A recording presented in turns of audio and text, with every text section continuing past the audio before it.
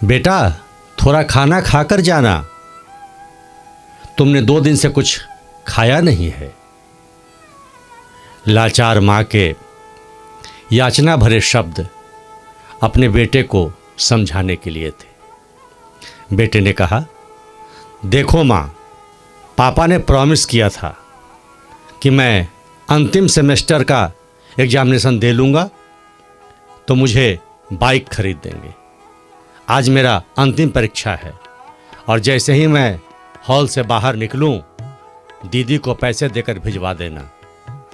मैंने अपने दोस्त से सेकंड हैंड बाइक देख ली है और तय भी कर लिया है। माँ ने कहा, पिताजी तो तुम्हारे पिछले ही परीक्षा में बाइक खरीदने वाले थे। बेटे ने कहा, देखो माँ, आज कोई बहाना चलेगा नहीं। आज तो जैसे ही मैं परीक्षा देकर निकलूँगा, हॉल के सामने अगर दीदी दिखाई पड़ेगी पैसे लेकर, तब तो मैं बाइक से ही घर आऊँगा और नहीं तो मैं घर वापस नहीं आऊँगा। और यह कहकर मोहन अपने घर से निकल गया था। माँ और बहन एक साथ टकटकी लगाए उसे देख रहे थे। नमस्कार, मैं शैलेश कुमार, शैलेश की बात में आपका हार्दिक स्वागत है। और आज के समाज में जो घटनाएं घट रही है, जिस परिवेश में युवा पीढ़ी जा रही है, उसी पर आज हम कुछ सच कहें तो एक प्रसंग लेकर आए हैं जो आपको अवश्य सुननी चाहिए। तो शैलेश की बात में बने रहिए। शैलेश की बात को अभी तक सब्सक्राइब नहीं किया है तो सब्सक्राइब करें और लाइक और शेयर भी अवश्य करें। तो आइए चलते हैं उस प्रसंग की ओर कि उस घटना में कौन सी बात हुई, बाइक खरीदी गई या नहीं खरीदी गई।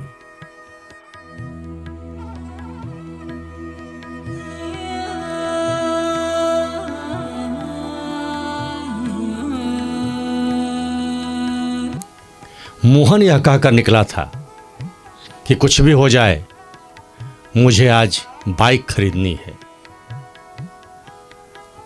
और मम्मी को सोचने पर विवश करते हुए बीच मंझधार में ही छोड़कर वह घर से निकल गया था। और यह कहकर गया था कि अगर बाइक के पैसे मुझे नहीं मिले तो मैं घर वापस नहीं लौटूंगा। मोहन जिस कॉलेज में पढ़ रहा था, वहाँ आज उसकी अंतिम परीक्षा थी और वह परीक्षा विशेष थी, क्योंकि वहाँ के भागवत सर ने परीक्षा के अंतिम दिन एक विशेष परीक्षा लेने की घोषणा की थी, जो प्रत्येक बार वो प्रत्येक खंड के बाद लेते थे। वैसे तो वो गणित के शिक्षक थे, लेकिन बच्चों के साथ उनका व्यवहार बहुत ही सरल और सम्यक रहता था। बच्चों के नैतिकता के प्रति वो बड़ी सजग रहते थे, इसीलिए इस प्रकार की वो परीक्षाएं लिया करते थे और प्रत्येक बच्चे को उसमें बैठना अनिवार्य था। मोहन भी परीक्षा हॉल में बैठा और प्रश्न पत्र बांटे गए। कुल 10 प्रश्न थे और 1 घंटे का समय रखा गया था। मोहन ने प्रश्न पढ़ना प्रारंभ किया और पहले प्रश्न के बाद जवाब देने को तैयार हुआ। और पहला प्रश्न था कि आपके घर में आपके पिताजी, माताजी, भाई, बहन और आप कितने घंटे काम करते हैं। और मोहन ने जवाब लिखना शुरू किया। पापा अपने टिफिन के साथ सुबह 6 बजे ऑटो रिक्शा लेकर निकल जाते हैं। रात में लगभग 9 बजे लौटते हैं। कभी कभी उन्हें वर्दी में भी जाना पड़ता है। कुल मिलाकर 15 घंटे। मम्मी सुबह 4 बजे उठ जाती है, पापा का टिफिन तैयार करती है। दोपहर तक वह भोजन बनाती है। इसके बाद थोड़ी सिलाई, फिर घर के कुछ अन्य कार्य, फिर रात का भोजन और सब करने के बाद वह रात में सोती है, लगभग 16 घंटे। दीदी सुबह कॉलेज जाती है, शाम को 4 से 8 पार्ट टाइम जॉब करती है और रात्रि को मम्मी के साथ उनके कार्य में मदद करती है, लगभग 13 घंटे। और फिर मोहन ने अपने बारे में लिखा, मैं सुबह 6 बजे उठता हूँ, कॉलेज के लिए जाता हूँ और वहाँ से आकर मैं सो जाता हूँ। फिर शाम को टहलने निकलता हूँ दोस्तों के साथ। फिर रात्रि में पढ़ाई करता हूँ। कुल मिलाकर लगभग 10 घंटे। मोहन ने लिख तो दिया, लेकिन तब उसे लगा कि घर में काम करने का जो औसत है, जो समय है, उसमें सबसे कम मेरा ही है। अगला प्रश्न था, यानी कि दूसरा प्रश्न, आपके घर के कुल आय कितने हैं? मोहन ने लिखा, पापा लगभग 10,000, मम्मी और दीदी को जोड़ लें तो कुल 15,000 रुपये। तो इस प्रकार घर की आमदनी कुल 15,000 रुपये। अब तीसरे प्रश्न की बारी आई। तीसरा प्रश्न था, आपके मनपसंद रिचार्ज प्लान, कौन से 3 मनपसंद सीरियल आपके हैं, साथ ही साथ कौन सी मूवी आपने हाल में देखी है, और अभी शहर में चल रहे मूवी का नाम बताएं। मोहन के लिए बड़ा आसान प्रश्न था। उसने फटाफट तुरंत से जवाब लिख दिया। अब हम बढ़ते हैं चौथे प्रश्न की ओर। प्रश्न था, 1 किलो आलू और 1 किलो भिंडी के अभी भाव क्या हैं? गेहूं पिसवाने जाते हैं, उस आटा चक्की का पता क्या है? और साथ ही 1 किलो चावल और 1 किलो तेल की कीमत बाजार में भी क्या चल रही है? मोहन को इसका कोई उत्तर नहीं मिला। वह सोचने पर बाध्य हुआ कि मैंने तो कभी ये काम किया ही नहीं। उसे आज एहसास हुआ कि मम्मी जब भी कोई काम के लिए कहती थी, वह मना कर देता था। इसलिए उस उत्तर का जवाब वह नहीं दे सका। बारी 5वें प्रश्न की थी। अब मोहन को लग रहा था कि प्रश्न कठिन होते जा रहे हैं। 5वां प्रश्न था, क्या आपने खाने के लिए घर में कभी तकरार किया? मोहन ने लिखा, हाँ, मुझे आलू की सब्जी बहुत पसंद है, और जब कभी आलू की सब्जी नहीं बनती तो मैं इस पर उचट जाता हूँ, यानी कि बिगड़ जाता हूँ। फिर उसे याद आने लगा, मम्मी आलू की सब्जी से बचना चाहती थी क्योंकि मम्मी को उससे गैस हो जाता था। वह अलग से अपने लिए सब्जी बनाती थी जिसमें कोई मसाला न हो। एक दिन मोहन ने चखा था और फिर थूकते हुए कहा था, मम्मी ऐसा सब्जी खाती हो? लेकिन फिर वह संस्मरण से बाहर आया। उसने लिखा, मुझे जब भी मनपसंद भोजन नहीं मिलता तो मैं घर में तकरार करता हूँ। मैं पुनः कहूँ, बहुत शानदार प्रसंग है। आज के हर युवा पीढ़ी को अवश्य सुननी चाहिए और जाननी चाहिए, बल्कि सभी को जाननी चाहिए।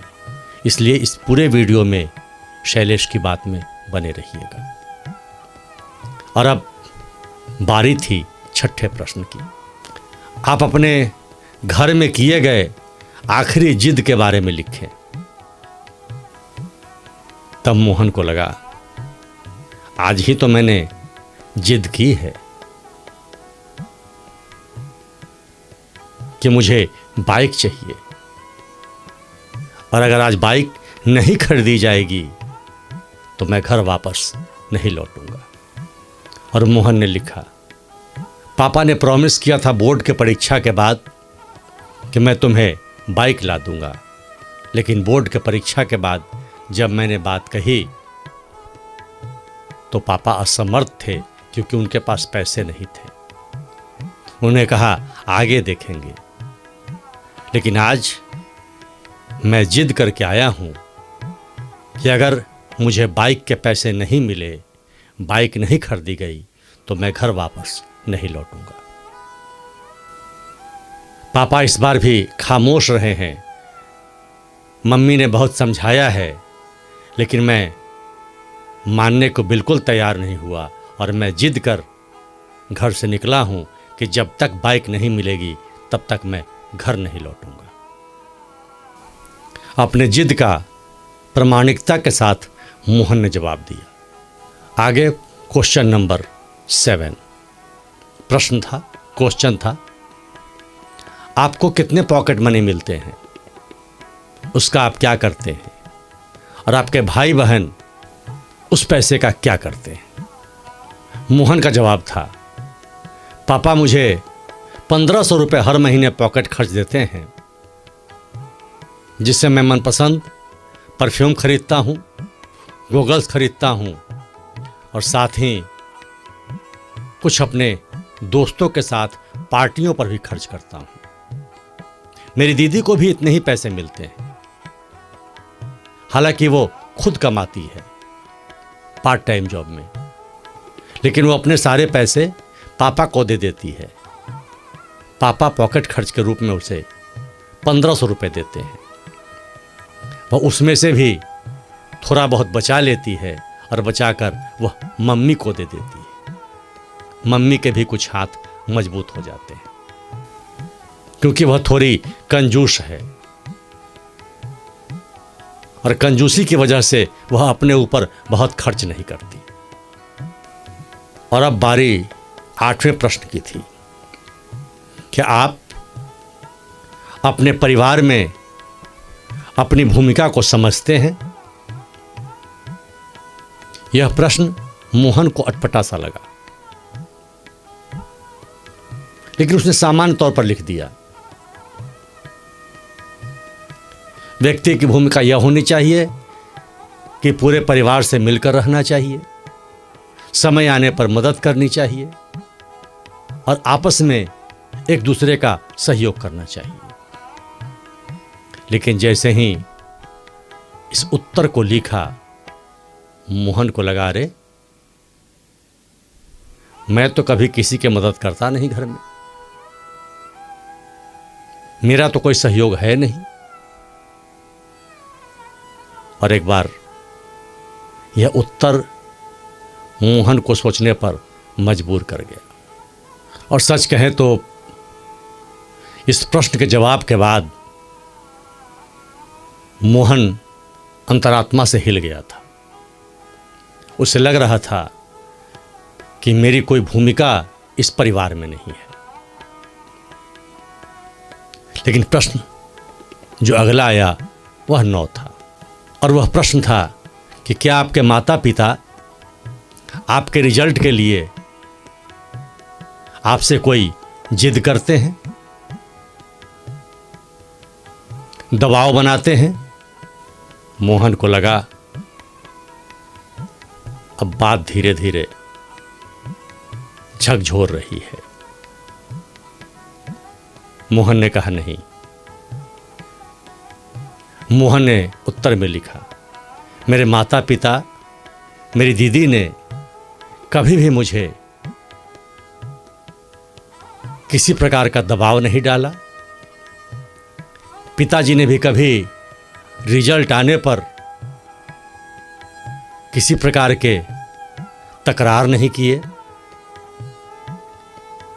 हाँ, समझाया जरूर था परीक्षा के पहले, लेकिन उनकी जिद कभी नहीं रही कि इतना ही नंबर लाकर तुम्हें दिखाना है।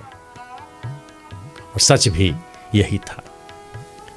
मैंने बहुत बार अच्छे रिजल्ट के प्रॉमिस तोड़े हैं, लेकिन हल्की सी सांत्वना और समझाने के बाद पिताजी ने कुछ कहा नहीं है। और अब बारी थी अंतिम प्रश्न यानी कि 10वें प्रश्न की। इस परीक्षा के बाद आप अपने परिवार के लिए किस प्रकार से मददगार होंगे, किस प्रकार से अपनी असरदार भूमिका निभाएंगे? इससे पहले कि मोहन के कलम कॉपी पर चले, उसकी आंखों से आंसू निकलने लगे। उसके मन में तरह तरह के विचार आने लगे। उसने कहा, मैं तो जिद करके आया हूं कि जब तक मुझे बाइक नहीं खरीदी जाएगी मैं घर वापस नहीं लौटूंगा। मेरी क्या भूमिका होगी, मैं कैसे मददगार साबित होऊंगा। और यह सोचते सोचते वह बेंच पर मुंह रखकर रोने लगा। उससे इस प्रश्न का जवाब दिया नहीं गया क्योंकि उसकी अंतरात्मा हिल चुकी थी। वह उठा और पेपर को सबमिट कर दिया। 10वें प्रश्न अधूरे रह गए। उसका जवाब नहीं दे पाया, लेकिन मन अशांत हो गया। वह परीक्षा हॉल से बाहर निकला और निकलते ही उसकी नज़र दीदी पर चली गई, जो मुट्ठी बांधे मोहन की तरफ ही इशारा कर रही थी। मोहन को देखकर दौड़ पड़ी। नज़दीक पहुंचकर मोहन के हाथों की तरफ उसने मुट्ठी बढ़ाया और कहा, भैया ये लो 8,000 तुम्हारे रुपए, बाइक ले लो, मम्मी ने भिजवाया है। मम्मी के पास इतने पैसे नहीं थे, लेकिन कुछ उधार लेकर बात बन गई। मैंने भी कुछ एडवांस पैसे ले लिए हैं, तो 8,000 पूरे हो गए हैं। ये 8,000 ले लो और बाइक लेकर घर चलो, मम्मी ने बुलाया है। मोहन की दृष्टि अपने बहन पर स्थिर हो गई। वह सोचने पर मजबूर हो गया। उसकी आंखों से आंसू निकलने लगे। तुमने एडवांस ले लिया? मम्मी ने उधार लिया है? बोले, हाँ भैया, जो तुम कह के आए थे कि घर वापस नहीं लौटोगे। तो मम्मी ने कहा, पैसा तो आता जाता रहेगा, उधार चुका देंगे। और पापा? पापा तो निराश होकर घर से ऑटो लेकर कमाने निकल गए हैं।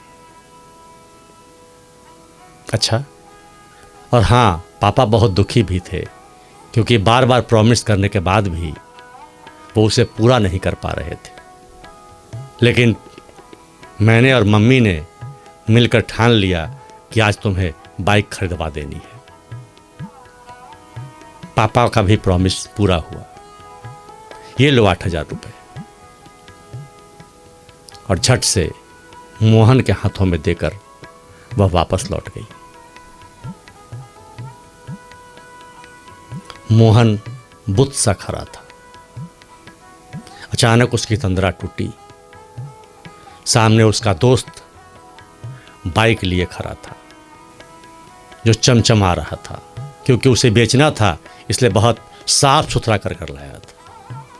उस दोस्त ने मोहन से कहा, मोहन ये ले बाइक, बिल्कुल तैयार है, चमचमाती हुई। दूसरे तो मुझे 12,000 दे रहे थे, लेकिन मैंने तुझे अपना दोस्त माना है, इसलिए मैं तुझे 8,000 में ही दे रहा हूं। ले ये बाइक और मुझे पैसे दे, और बस इस पर फुर से हुड़ाता हुआ घर की ओर जा। मोहन एकटक उस मोटरसाइकिल को देखता और कभी अपने हाथ में उस पैसे को जो बहन देकर गई थी। फिर मोहन ने कहा, ऐसा है, जो तुझे 12,000 दे रहा है, बाइक उसी को दे दे, क्योंकि मुझे बाइक नहीं खरीदनी। दोस्त, मेरे पास पैसे का इंतजाम नहीं हो सका और अभी पूरी होने की संभावना भी नहीं है। मोहन ने पैसे को मुट्ठी में कसते हुए बोला था, और धीरे से वह घर की ओर चल पड़ा। मोहन सर झुकाए घर में प्रवेश करता है। मां बोलती है, आ गया बेटा? और फिर बहन ने पूछा, बाइक कहाँ है, जरा मैं भी तो देखूं।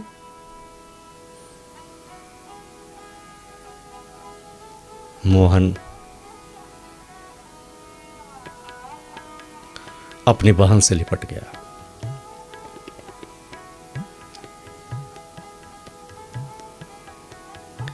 उसने कहा,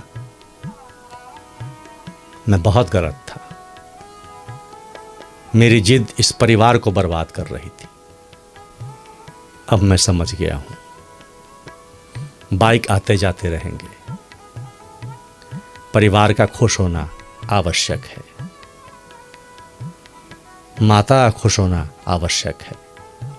और फिर वह मां की ओर बढ़ा था। मां आश्चर्य में थी मोहन को देखकर, और वह मां से लिपट चुका था। मैंने घर के लिए कुछ भी नहीं किया है, आज तक सिर्फ किया है तो जिद किया है। मोहन के पिताजी भी घर वापस रात को आए, सारी बातें पता चली। उन्हें एक सुखद संतोष का अनुभव हुआ। सच कहें तो मोहन की पढ़ाई आज पूरी हुई, कॉलेज भेजना सार्थक हुआ। सुबह होते ही मोहन सबसे पहले भागवत सर के यहां पहुंचा। भागवत सर ने पूछा, मोहन तुम? मोहन ने पैर छूकर प्रणाम किए और कहा, सर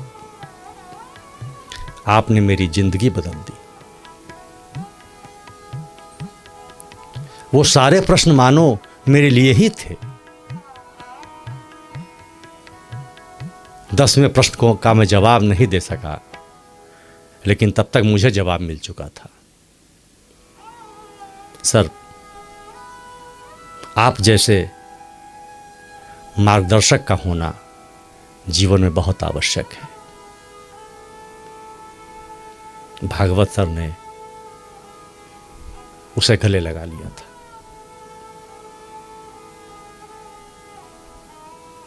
आज की युवा पीढ़ी को इस कहानी को अवश्य सुननी चाहिए और थोड़ा विचार करना चाहिए कि आप जब पढ़ रहे हो तब, आप जब कमाने लगे तब, या फिर आप कोई बड़ा व्यक्ति बन जाए तब, आपका आपके परिवार के प्रति भूमिका क्या है, आपने कितना दिया है। शैलेश की बात में जितना ही। पुनः मैं कहूं, सब्सक्राइब नहीं किया तो सब्सक्राइब करें, लाइक करें। बहुत बहुत धन्यवाद। जय जय सिया राम।